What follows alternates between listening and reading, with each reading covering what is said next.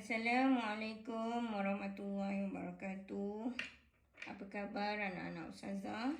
Ustazah harap semuanya sihat. Okey anak-anak, hari ini kita akan belajar bab adab unit 4. Tajuk dia Guruku Sayang. Muka surat 80 sehingga muka surat 84. Okey, anak-anak boleh rujuk buku teks dan baca bersama Ustazah. Okey. Teliti dan renungkan. Okey, teliti dan renungkan. Okey. Ini adalah majlis sambutan Hari Guru. Majlis sambutan Hari Guru. Okey. Murid ini berucap ya. Sebagai wakil murid, saya ingin mengucapkan selamat Hari Guru kepada semua guru di Sekolah Kebangsaan Kenangan. Okey. Terima kasih atas segala pengorbanan, tunjuk ajar dan tidak jemu membimbing serta mendidik kami hingga berjaya. Terima kasih, Cikgu. Okey. Soalan di sini, bagaimanakah hidup kita tanpa guru? Bagaimana hidup tanpa guru? Okey, ini adalah persoalan di sini. Okey, anak-anak boleh fikirkan jawapannya. Okey. Muka surat 181. Okey. Pengertian guru. Okey, baca dan lakukannya. Okey, lakunkannya. Lakunkan. Okey. Baca dan lakunkan. Okey, pengertian guru. Apakah itu pengertian guru? Okey. Guru ialah orang yang mengajar, disebut juga pendidik, pengajar dan pembentuk akhlak. Okey, boleh anak-anak? Beradab terhadap guru hukumnya wajib berdasarkan sabda Rasulullah sallallahu alaihi wasallam. Okey, dalil. Laisa minna man lam yuhilla kabirana wa yarham صغيرنا ويعرف لعالمينا. Riwayat Ahmad. Okay. Maksudnya, tidak termasuk golongan kami orang yang tidak memuliakan yang lebih tua dan menyayangi yang lebih muda, serta yang tidak mengetahui hak orang yang berilmu agar diutamakan pandangannya. Riwayat Ahmad. Okey, boleh anak-anak?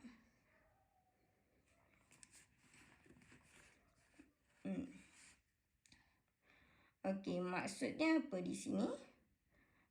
Tidak termasuk golongan kami orang yang tidak memuliakan yang lebih tua. Maksudnya tak termasuk dalam golongan orang Islam apabila dia tidak memuliakan orang yang lebih tua dan menyayangi yang lebih muda. Yang orang yang lebih tua kita kena muliakan dan yang lebih muda kita perlu sayangi. Okey. Dan kita hendaklah mengetahui hak orang yang berilmu, hendaklah diutamakan. Okey, orang yang berilmu itu hendaklah diutamakan terlebih dahulu. Okey, apakah dia adab dengan guru? Adab dengan guru terbahagi kepada 3. Okey, yang pertama, dari segi perlakuan. Yang kedua, percakapan. Yang ketiga, perasaan. Okey, dari segi perlakuan, mentaati guru. Yang pertama, perlu mentaati guru. Yang kedua, memberikan tumpuan ketika guru mengajar. Okey, jangan bermain-main. Okey, membantu guru. Okey, membantu guru mengangkat buku ataupun sebagainya. Mendoakan guru. Kita hendaklah mendoakan guru perkara yang baik sahaja. Okey, yang kedua, dari segi percakapan. Kita hendaklah bercakap dengan lembut dan sopan. Apabila kita bercakap dengan guru, kita hendaklah bercakap dengan lembut dan sopan. Okey, yang kedua, bertanya perkara yang bermanfaat jika diizinkan. Okey, kita nak tanya pun kena dapat izin dulu. Tanya perkara-perkara yang berfaedah ataupun yang bermanfaat. Okey, yang ketiga, memberi salam apabila bertemu guru. Kalau kita bertemu guru, kita hendaklah memberi salam. Okey, yang ketiga, perasaan. Bagaimana adab guru daripada segi perasaan? Okey, yang pertama, merendah diri dan tidak sombong terhadap guru. Kita hendaklah merendah diri kita terhadap guru dan kita tidak perlu jangan sombong. Kita tidak perlu sombong dengan guru, ya. Kita hendaklah sentiasa merendah diri. Okey, yang kedua, bersabar atas tindakan guru. Apapun yang guru buat terhadap kita, kita hendaklah bersabar. Okey. Yang ketiga, bersangka baik dengan guru. Kita hendaklah sentiasa bersangka baik dengan guru. Okey, boleh ya anak-anak?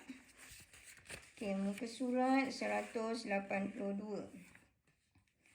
Okey. Hayati dan contohi. Okey, apa yang kita perlu hayati dan juga contohi? Okey, yang pertama, meneladani sahabat dan ulama. Kita hendaklah mengikut contoh daripada sahabat dan juga ulama berkenaan dengan adab dengan guru. Okey, pertama, kawan-kawan para sahabat Rasulullah SAW dan ulama-ulama terdahulu sangat menghormati guru dan orang berilmu. Cuba kawan-kawan baca kisah-kisah di bawah. Okey, kisah-kisah di bawah, ya. Okey, mari kita baca.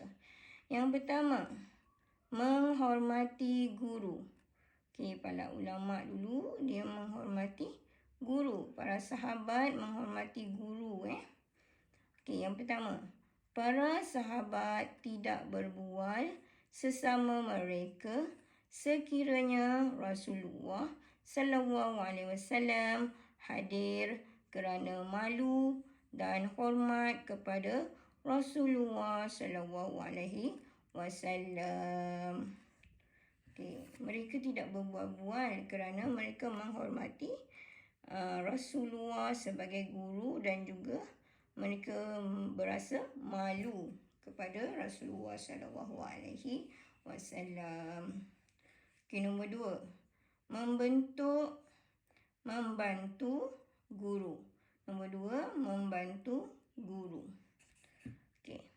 Ibnu Abbas pernah memegang dan menuntun tali tunggangan gurunya, iaitu Zaid bin Sabit, sebagai tanda penghormatan. Dia pegang tali tunggangannya sebagai tanda penghormatan kepada guru beliau.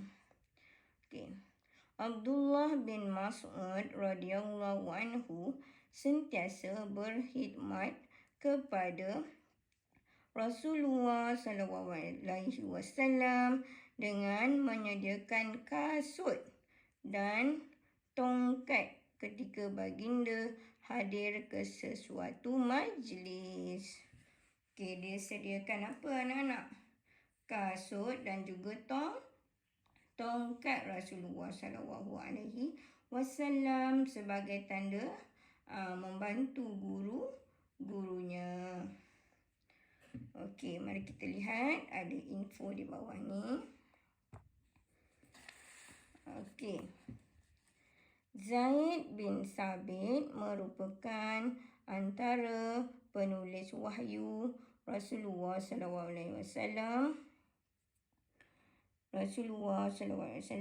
Ketika Al-Quran diturunkan di Madinah, dan Ibnu Abbas pula merupakan sepupu Nabi Muhammad SAW.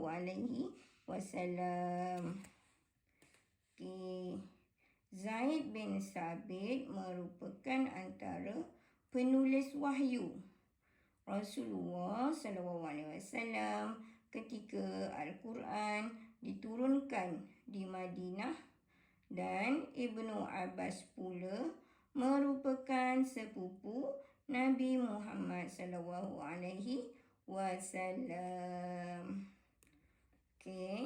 Boleh ya anak-anak?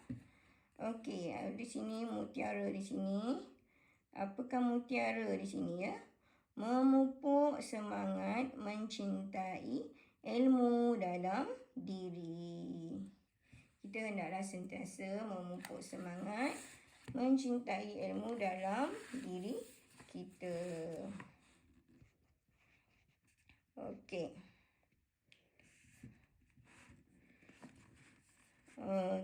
Muka surat 183. Bersabar terhadap guru.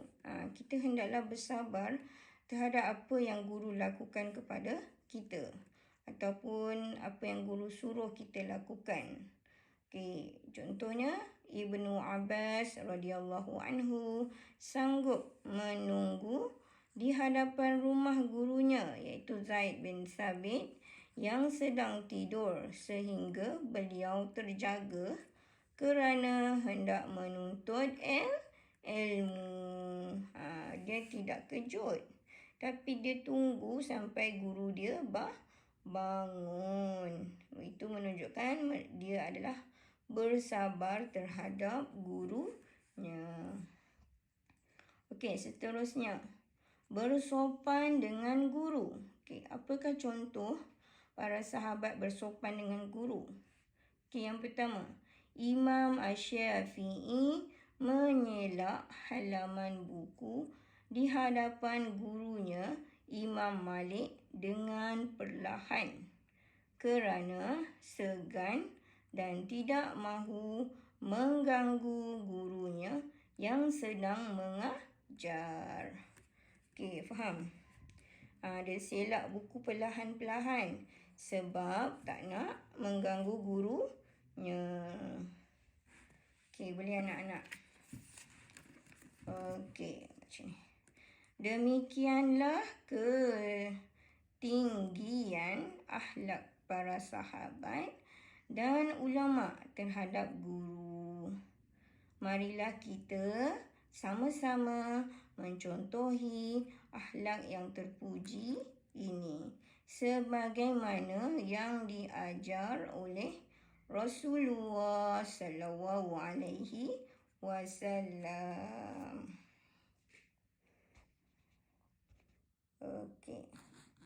Boleh ya anak-anak? Info. Nama sebenar Imam Syafi'i ialah Muhammad bin Idris. Beliau merupakan pengasas kepada mazhab Syafi'i yang menjadi pegangan kebanyakan umat Islam di Malaysia. Nama sebenar Imam Malik ialah Malik bin Anas bin Malik. Beliau merupakan pengasas kepada mazhab Maliki yang menjadi pegangan sebahagian negara Islam seperti Iraq dan Palestin. Okey, boleh ya anak-anak? Okey, kita lihat muka surat 184. Okey. Baca dan fikirkan. Okey. Baca dan fikirkan. Okey, tajuk dia adalah kepentingan adab terhadap guru. Mengapa adab terhadap guru ini penting? Okey, terbahagi kepada tiga. Yang pertama, penting kepada individu. Yang kedua, penting kepada masyarakat. Yang ketiga, penting kepada negara. Okey. Okey, kita lihat kepada individu. Okey. Mengapa adab penting kepada individu? Okey, adab terhadap guru penting kepada individu. Yang pertama, mendapat pahala dan keberkatan ilmu. Yang kedua, disayangi guru-guru. Yang keempat, mudah mengingati pelajaran. Okey, itu penting kepada individu. Okey, sekarang apakah kepentingan terhadap masyarakat? Okey, tidak mudah terpengaruh dengan gejala negatif. Okey, perkara-perkara buruk. Tidak mudah terpengaruh kepada perkara-perkara buruk. Okey, yang kedua, melahirkan masyarakat berilmu dan penyayang. Okey, masyarakat yang berilmu dan penyayang. Okey, yang ketiga, kepada negara. Okey, apakah kepentingan adab terhadap guru kepada negara? Okey, yang pertama, lahirkan ramai cerdik pandai untuk membangunkan negara. Okey, boleh faham? Okey, nombor 2, negara maju dan berdaya saing. Apabila ramai orang yang pandai, maka negara dapat dibangunkan. Negara juga maju dan berdaya saing dengan negara-negara yang lain. Okey, boleh faham ya anak-anak? Okey, kita lihat info. Okey, apa itu berkat? Berkat ialah kebaikan yang dikurniakan oleh Allah Subhanahu Wa Taala kepada seseorang. Ilmu yang berkat ialah ilmu yang boleh mendatangkan kebaikan kepada pemiliknya. Sedangkan ilmu yang tidak berkat boleh membawa keburukan atau sia-sia. Okey, boleh faham anak-anak? Okey, rumusannya, guru merupakan insan berjasa yang berperanan sebagai ejen pembangunan. Okey, pembangunan insan, iaitu pembangunan individu, masyarakat dan juga negara. Okey anak-anak, Ustazah, sampai di sini sahaja pembelajaran pada hari ini. Okey, Assalamualaikum.